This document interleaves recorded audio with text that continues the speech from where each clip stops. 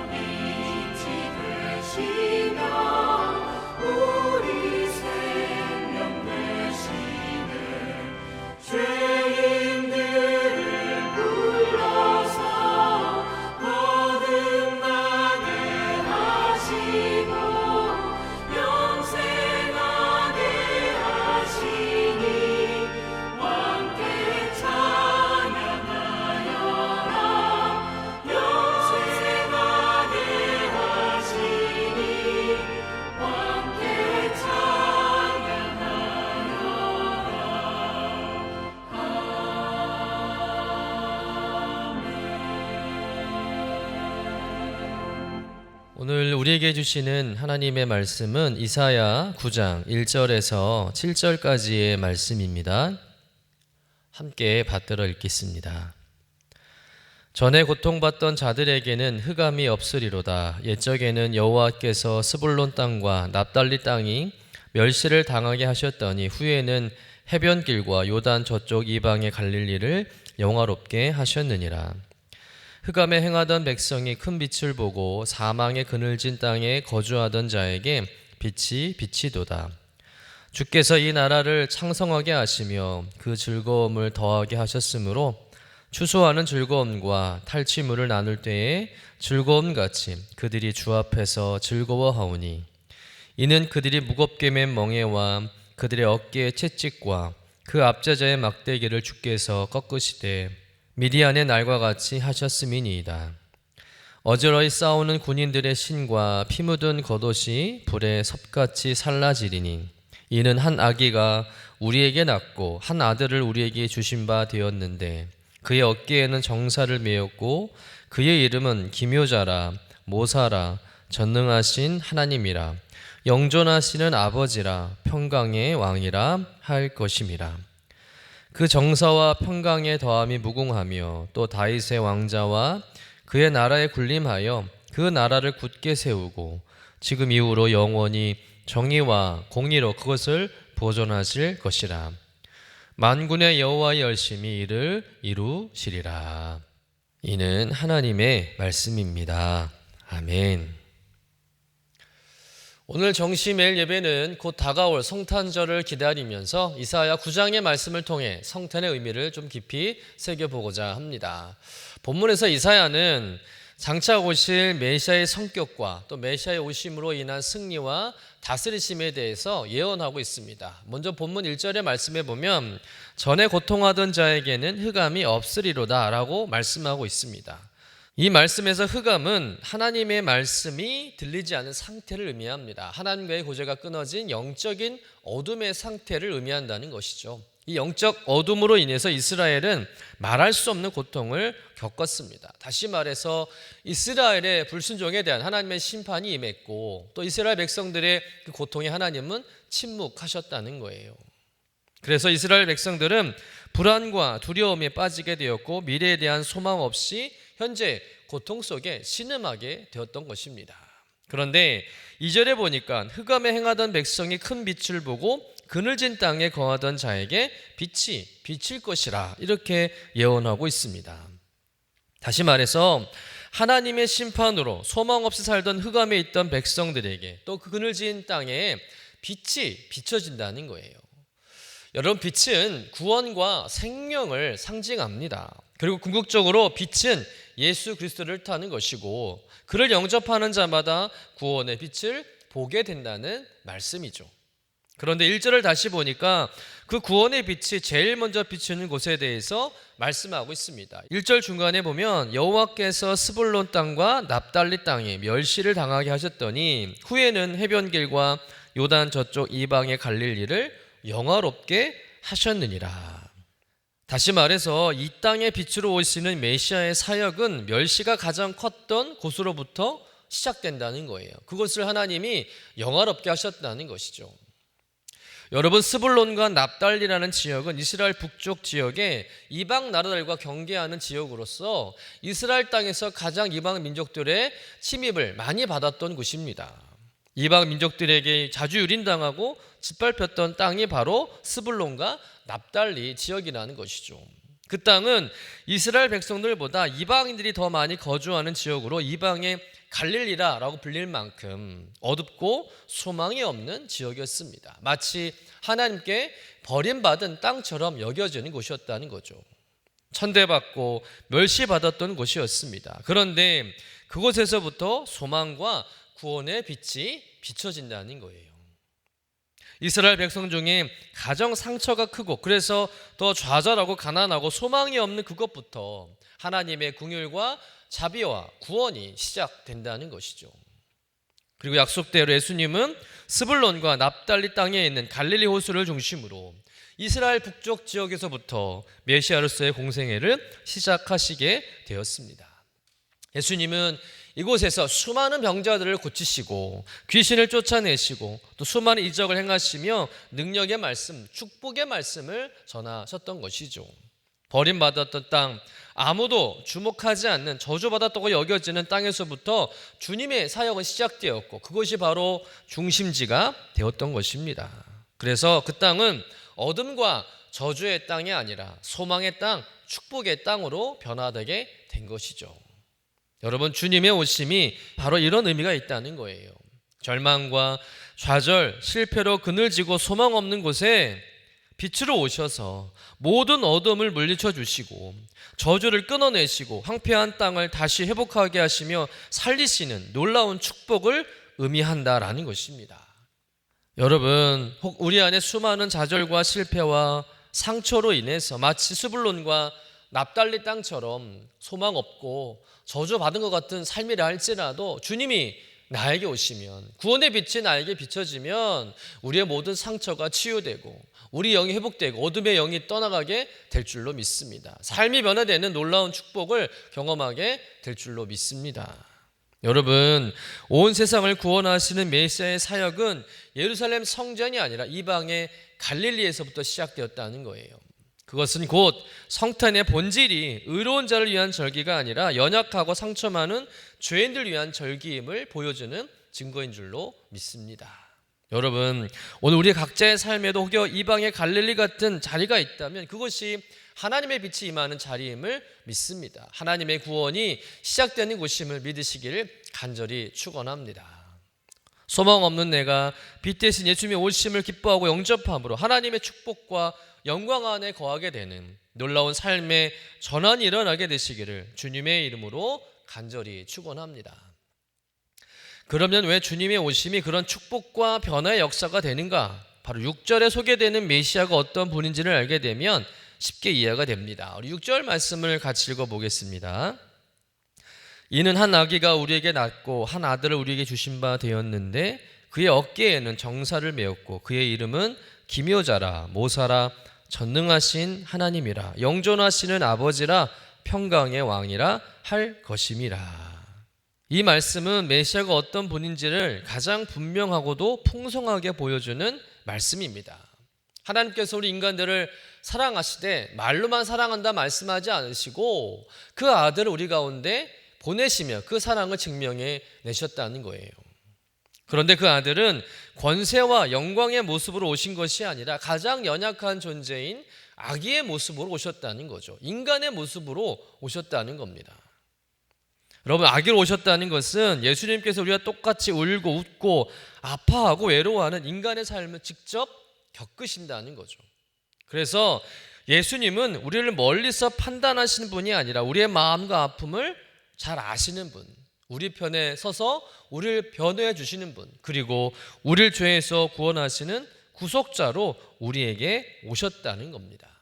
또한 성경은 그의 어깨에 정사를 메었다고 말하고 있습니다. 여러분, 정사라는 단어는 통치 또는 다스림의 뜻을 가지고 있습니다. 다시 말해서 그의 어깨에 정사를 메었다는 것은 단순히 예수님이 평범한 인간으로 오신 것이 아니라 이 땅에 왕으로 오셨다는 거예요. 세상의 왕들은 높은 자리에 앉아 군림하고 백성들과 거리를 두지만 예수님은 정반대이시라는 겁니다. 왕이신 예수님은 백성과 함께 하시기 위해 스스로 낮은 자리에 내려오셨다는 거예요. 그리고 우리 곁에 오셔서 우리와 교제하시는 왕이 되셨다는 것이죠. 그렇다면 이 왕은 어떤 왕일까? 오늘 이사야는 이 왕의 성품과 사역을 그의 이름을 통해서 우리에게 알려주고 있습니다. 첫 번째 이름은 기묘자라는 이름이에요. 기묘자는 무엇입니까? 예수님은 놀라우신 분이라는 거죠. 사람의 생각과 이성으로 이해되지 않는 초월적이고 신비롭고 놀라우신 분이라는 거죠. 즉 예수 그리스도의 동정녀 탄생으로부터 시작해서 그의 공생의 부활, 승처에 이르기까지 놀랍지 않은 것이 하나도 없다는 겁니다. 여러분, 예수님은 인간의 계산과 논리를 뛰어넘어 하나님의 구원을 이루시는 기묘하신 분인 줄로 믿습니다. 두 번째 이름은 무엇입니까? 모사라는 이름이에요. 여러분, 모사는 상담자라는 뜻을 가지고 있습니다. 다시 말해서 예수님은 우리를 만나주시고 우리의 부족함을 헤아려 주시고 우리와 상담해 주시고 우리 이해해 주시고 우리를 치료해 주신 분이라는 거죠. 우리는 실수투성이, 죄악투성이의 존재입니다. 그런데 모사이신 주님께서 우리에게 가까이 오셔서 우리의 아픔을 아시고 이해해 주시고 고쳐주시고 안아주시며 모든 것을 새롭게 해 주신다는 것이죠. 세 번째 이름은 전능하신 하나님입니다. 그리스도는 곧 하나님이십니다. 성부 하나님과 동일하신 분이라는 거죠. 그래서 예수님은 제한적인 능력의 존재가 아니라 모든 것을 가능케 하시는 전능하신 하나님이신 줄로 믿습니다. 예수님은 불가능한 것이 없다는 거예요. 죽은 자도 살리시고 사망과 어둠의 권세를 물리치시는 능력과 권세가 있는 하나님이신 줄로 믿습니다. 네 번째는 영존하시는 아버지라는 거예요. 근동에서 아버지란 육신의 아버지의 의미도 있겠지만 보호자라는 의미도 있습니다.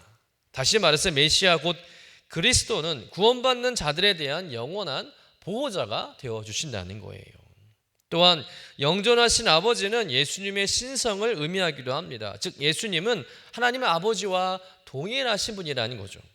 신약에 보면 예수 그리스도와 하나님은 동일한 분으로 이야기하죠. 요한복음 14장에 보면 빌립이 예수님께 나와서 아버지를 보여주소서라고 할 때 예수님은 내가 아버지 안에 있고 아버지가 내 안에 계시다 하시고 나를 본 자는 아버지를 보았다라고 말씀하셨습니다. 여러분, 예수 그리스도는 삼위일체 하나님으로서 태초부터 계셨고 우리를 창조하시고 우리를 보존하시고 우리를 구속하시고 영원까지 계시는 영존하신 하나님 아버지라는 거예요. 여러분, 비록 예수님께서 우리 인간들의 죄값을 치르기 위해서 인간의 몸으로 오실 수밖에 없었지만 원래부터 예수님은 하나님이셨고 영존하시는 아버지라는 겁니다. 그리고 그 예수 그리스도를 믿는 자마다 하나님의 자녀가 되는 영광을 누리게 된다는 것이죠. 다섯 번째 이름은 예수 그리스도는 평강의 왕이라는 거예요. 예수 그리스도는 그의 백성에게 평강의 왕으로 오시는 줄로 믿습니다. 여러분, 모든 인간에게 필요한 것은 평강이죠. 평강은 하나님의 최종적인 일입니다. 그런데 인간들은 죄로 인해서 그 평강을 누리지 못했습니다. 죄로 인해 하나님과 관계가 단절되었기 때문이죠. 그러나 이제 예수님의 오심으로 하나님과 원수되었던 우리가 하나님과 화목하게 되고 그래서 평강을 누리게 되었다는 것입니다. 여러분, 이 모든 은혜와 축복이 이 땅에 아기로 오신 예수님의 탄생으로 말미암아 오늘 우리에게 주어진 축복과 은혜란 사실을 믿으시길 간절히 축원합니다. 이 축복을 믿고 사는 성도는 결코 절망하지 않는다는 것이죠. 쉽게 흔들리지 않습니다. 왜냐하면 예수님은 세상이 가장 어두웠을 때 사람들이 가장 고통받던 자리로 오셨기 때문입니다. 여러분, 주님은 이 어둠 한가운데로 들어오셔서 상처를 치유하시고 무너진 삶을 새롭게 하시고 절망 속에 소망의 빛이 되어 주셨습니다. 여러분, 오늘 우리가 사는 이 시대에도 여전히 예수님이 필요한 줄로 믿습니다. 왜냐하면 오늘 우리의 현실도 그렇게 밝지만은 않기 때문이죠. 여전히 어둡고 답답하고 때론 흑암처럼 느껴질 때가 있습니다. 고통이 끊이지 않는 세상처럼 보이기도 한다는 것이죠. 그러나 분명히 믿으시길 바랍니다. 빛 대신 주님이 오늘 우리 가운데도 찾아오셨음을 믿으시길 축원합니다. 빛 대신 예수님께서 우리의 기묘자요 모사가 되시고 불가능이 없으신 전능하신 하나님이시요 우리를 자녀 삼으시고 끝까지 품으시는 영존하시는 아버지 되시고 우리에게 참된 평강을 주시는 평강의 왕으로 이 땅에 오셨음을 믿음으로 선포하는 저와 여러분 되시기를 간절히 축원합니다. 이 성탄의 계절에 한 아기 예수님의 오심을 머리로만 아는 것이 아니라 삶으로 그분을 영접하고 그러므로 인해서 어둠에서 빛으로 절망에서 소망으로 삶의 전환을 경험하시는 여러분 되시기를 주님의 이름으로 간절히 축원합니다. 기도하겠습니다. 사랑과 은혜가 풍성하신 하나님 아버지, 어둠 가운데 빛으로 오신 예수 그리스도를 오늘 말씀을 통해서 다시 만나게 하심을 감사드립니다. 흑암 가운데 행하던 우리에게 큰 빛을 비춰주시고 소망 없는 자리에서 구원의 길을 열어주신 주님의 은혜를 찬양합니다. 주님, 우리의 삶에도 여전히 어둠 같은 현실이 있고 상처와 좌절, 두려움이 남아있음을 고백합니다. 그러나 오늘 말씀처럼 예수님께서 가장 어두운 곳으로 오셔서 그 자리를 소망의 땅으로 바꾸어 주셨음을 믿습니다. 기묘자이신 주님, 혼란한 우리의 마음에 찾아오셔서 말씀으로 위로하시고 또한 길을 보여 주옵소서. 전능하신 하나님, 우리가 해결하지 못하는 문제들을 주의 능력으로 해결하여 주옵소서. 그래서 이 성탄의 계절에 한 아기 예수님의 오심을 머리로만 아는 것이 아니라 삶으로 깊이 영접하게 하시고 어둠에서 빛으로 절망에서 소망으로 삶의 전환을 경험하는 은혜를 누리게 하여 주옵소서. 감사드리며 거룩하신 예수님의 이름으로 기도드립니다. 아멘. 하늘에 계신 우리 아버지여, 이름이 거룩히 여김을 받으시오며 나라가 임하시오며 뜻이 하늘에서 이루어진 것 같이 땅에서도 이루어지이다. 오늘 우리에게 일용할 양식을 주시옵고 우리가 우리에게 죄 지은 자를 사하여 준 것 같이 우리 죄를 사하여 주시옵고 우리를 시험에 들게 하지 마시옵고 다만 악에서 구하시옵소서. 나라와 권세와 영광이 아버지께 영원히 있사옵나이다. 아멘.